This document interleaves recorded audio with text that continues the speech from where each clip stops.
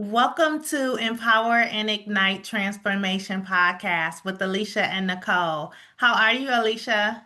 I am doing good. I'm doing good. How are you doing? I'm doing well, and the weather has improved. What's the weather in Detroit today? I want to say it's about 18 degrees, Okay. so we are Okay. not in the negative.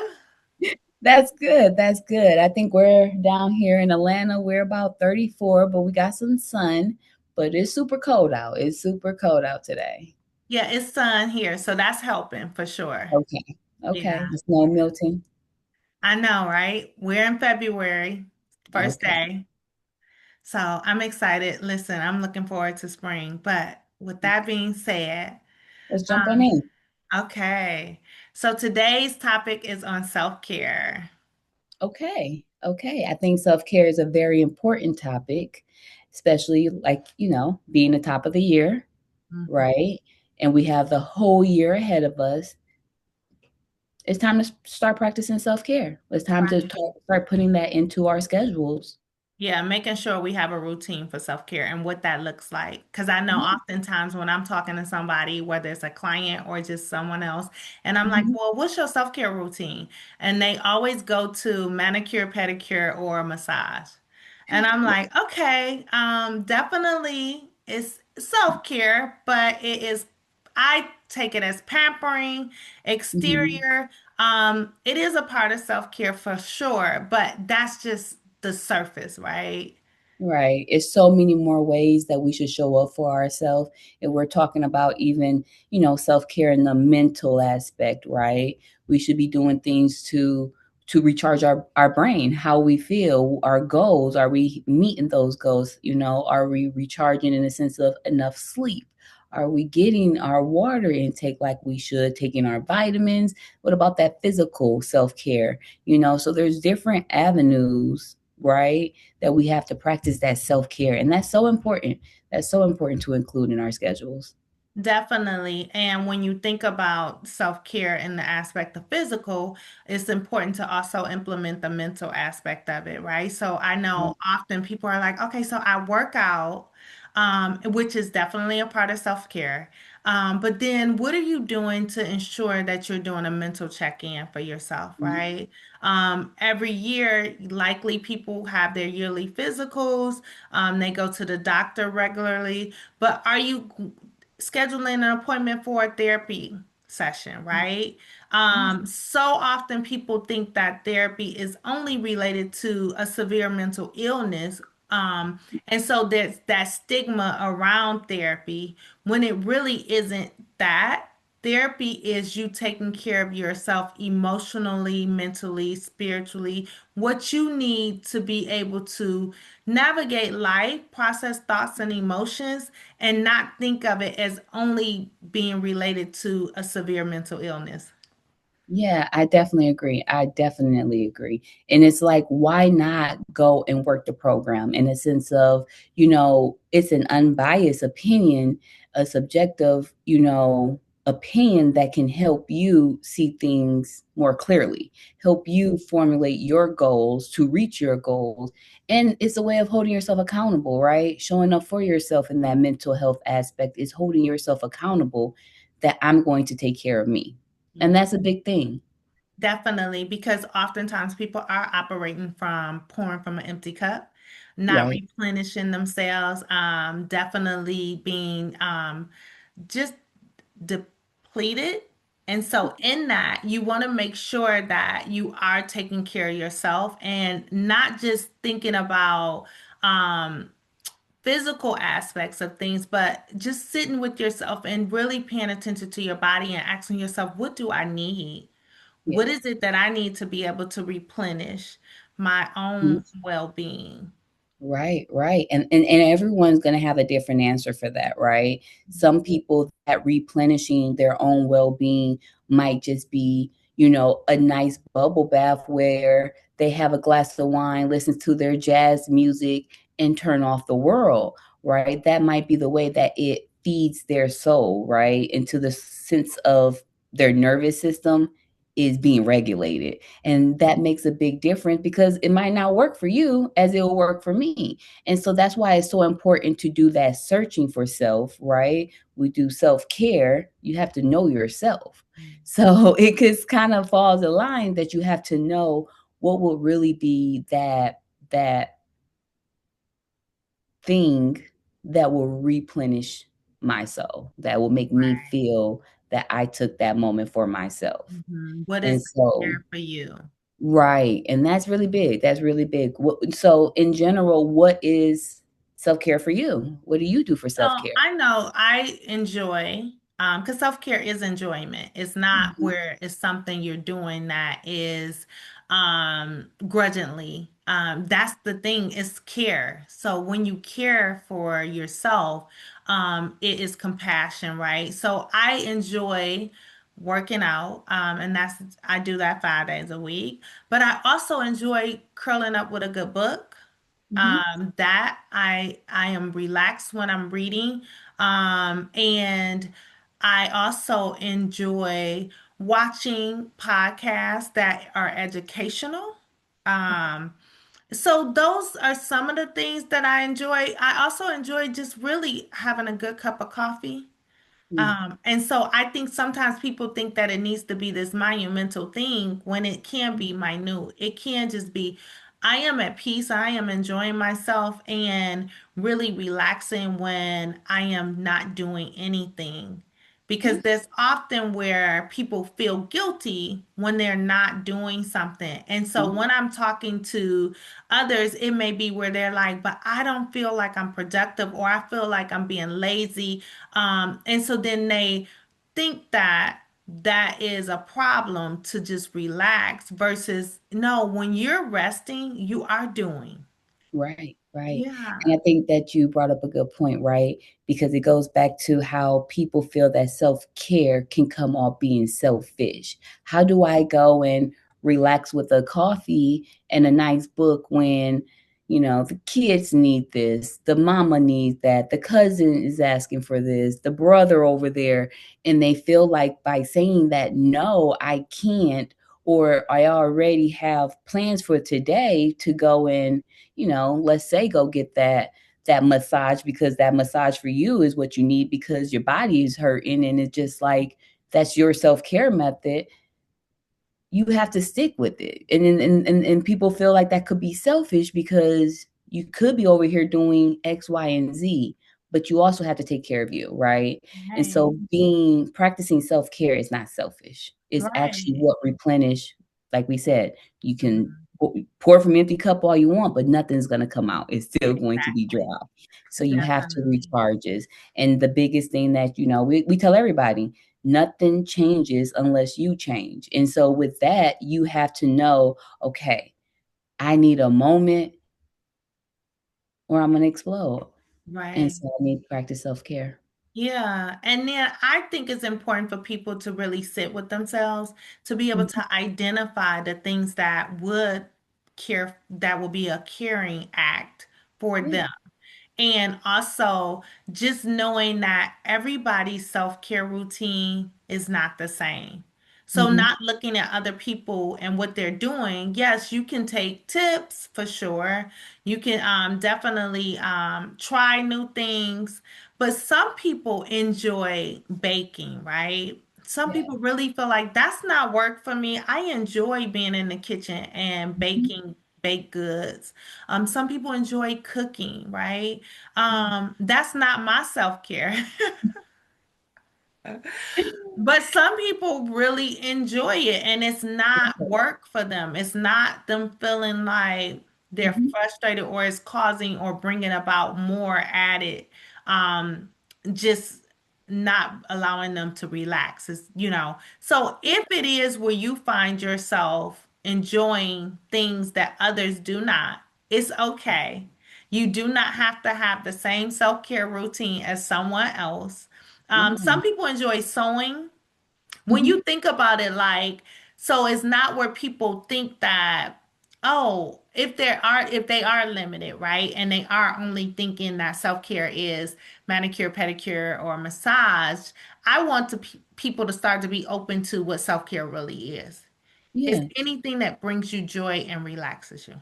And I think it's just getting out and trying different things, Mhm. right? Because a lot of times too, as adults, we get complacent in, I know I like this book. I know I like this, massage. I know I like this gym, but it's trying things, right? Go to a new gym. Go try out the different gym on the other side of town and see what equipment they have, right? That might be self-care if you're, a gym gal, right? You might want to if you Yeah. love the gym. And if you do like, let's say, good books and things like that, maybe the thing would be not going to purchase a book online. Maybe you actually go into the bookstore, right? Sit down at the local coffee shop right there.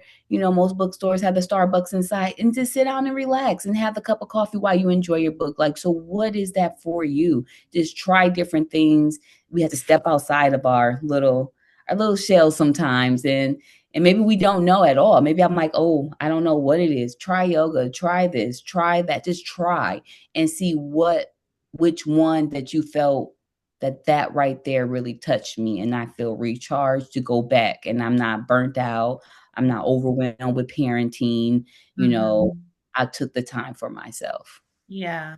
And in that, knowing when you need to implement, not just you should have a routine, but if you Mhm, are one that don't have a routine, just like paying attention to your body and knowing like, okay, so I am at a capacity where I need to implement my self-care right now. I am going to shut down and not necessarily take any more calls, or if I need to take a day off of work, if I need to just give myself some hour or two, whatever that looks like for you, mhm. so that it is, hopefully you start to make it a routine, but not that you wait until you crash, right? Not, don't wait till you burn out. Know that you pay attention to your body. And that's with you sitting with yourself, right? So often people think that they're just gonna know, but when you're still, that stillness allows you to hear. Yes. Internally, it allows you to, it's Mhm. an inner voice for you where you can hear. And then just the simple things of stretching, deep breathing, those things, even enjoying a puzzle. Right.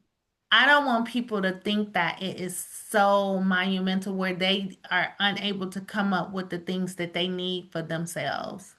Yeah, I agree. And I like the examples that you use, such as like a puzzle, the breathing exercise, things like that, right? Because, and even the stretching, those are good examples because a lot of times too, we go into the illusion that self care costs you money. Mhm. No, it don't have to cost you money to practice self-care. There should be other things, right? Because we should be able to separate ourselves from the worldly things to Mhm. just focus in on self. So there should be other things, right? Of course, a cruise is everyone's self-care. A vacation overseas, we will all love those, right? But we Right. have to be realistic in what can we do because this is not self-care once a year. I go on a trip and that's it.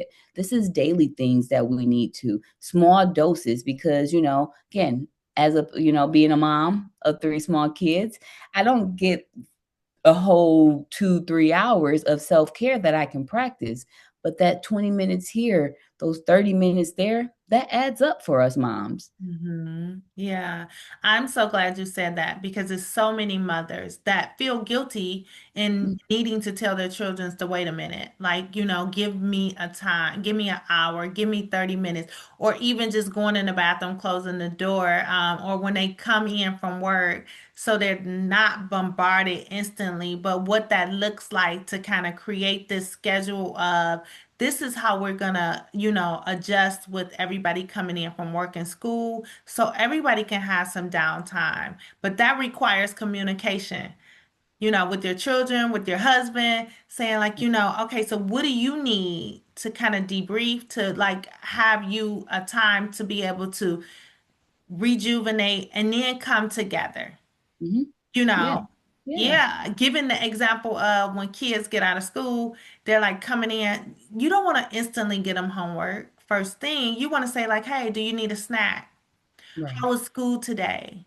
Do you need a breather for a minute? And Yeah. then, give them that time. And then you tell them, just like when I gave you your time, and then we transitioned into homework. Okay, so I need that time too. Yes. And I think that's so big, like you said, that communication piece, because a lot of times our friends, our family, our loved ones, they will respect the boundary if the boundary is drawn. And that is that I need a moment to myself when you come home. And it's the same thing. We have the kids, they come home from school, and like you said, give them a moment to unwind. We just jump in on, let's go with the homework, let's get this going, and things like that. And but they also, right? We need to teach them at a young age where they should have a moment for themselves. They've just been at school all day. All day they've been doing something that they should have supposed to been doing, right? So they have been busy. So why not Mhm. 30 minutes to an hour for them to have a snack, sit, calm their mind before you jump in with everything else that's going on in the world. Like, let's get to the homework now. And then, even in that, that gives you as a parent also a little more time for your self-care needs. Definitely. When you brought up boundaries, I thought that was so like, just thinking about being able to let friends and family know, hey, I need this time and space. Being able to identify how to create the boundaries necessary, Yeah. communicating that. I know for us as therapists, right, we're constantly um, in what we do, listening to Mhm. clients, right? We are communicating with others often. And so, in that, sometimes we don't want to have to answer the phone or talk on the phone, right? When we get home and we're like, listen, I need some time. And Been so, talking all sometimes day. people think you glued to the phone. Like, they're like, why you didn't answer the phone? I was calling you. I know I get that often. All the time. And I had to really say, unfortunately, I don't have, and not unfortunately, because it's not unfortunately, I need to be able to put that phone to the side. And Yeah. so for me, it's not where it's going to be. It can be on the counter, it could be in my purse still. So don't think I'm ignoring you. Don't think I won't get back to you. I am, but you got to give me a chance to, because you may not know what I'm doing. And of course, you don't, because you're, where you are, and I am in my home or where I am in my Mhm. office, and I might just need a minute, Right, but not to right. take your personal. But that's like, going even beyond just like the therapist occupation. A lot of people, if you spend all day talking and engaging with others, you may need a moment, right? Where I just can't answer that phone right now, but don't make the guilt trip come in, right? Of, why you not answering my call? I'm doing the best that I can, right? Because I still have to take care of me. And that's the biggest thing, is letting people know without any guilt, Mhm. straightforward, I have to take care of me. Because if you don't show up for yourself, who's going to show up for you? That is so true. And And so that's a big thing. I'm so glad you said that, Alicia. Yeah, because you have to make you a priority. And Right. I hope the takeaway is that people are really realizing self-care is so important. It's imperative, right? It's not an option. It's so needed, right? Yeah, yeah, I Yeah. definitely agree. I think that that's the biggest takeaway. Mhm. So, this year we're going to start implementing some self-care. We're going to add it to our schedule somehow, some way, 20 minutes, 30 minutes, even sitting here having, a moment to tune into this podcast, right? You're practicing some way of self-care because you're recharging what you need to hear to help you recharge your soul. So, even doing that. So, of course, we always want to thank you for listening. Don't forget to send in some new ideas, some new tips, um, anything that you just kind of want us to touch on next? You got anything to say? Definitely. And we want to say we hope that you like the podcast. And if you do, we are hoping that you subscribe. Don't just come on and listen. We need you to subscribe to our podcast, and we will see you next week. All right.